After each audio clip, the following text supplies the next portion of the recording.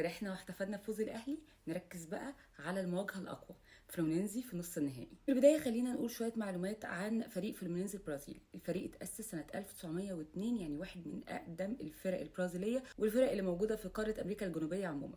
الفريق عنده 38 بطولة في تاريخه، 4 منهم دوري برازيلي، واحد كاس، واحد انتركونتيننتال، و31 بطولة كاريوكا، ودي بطولة مخصصة للأندية المحلية اللي موجودة في العاصمة ريو دي جانيرو.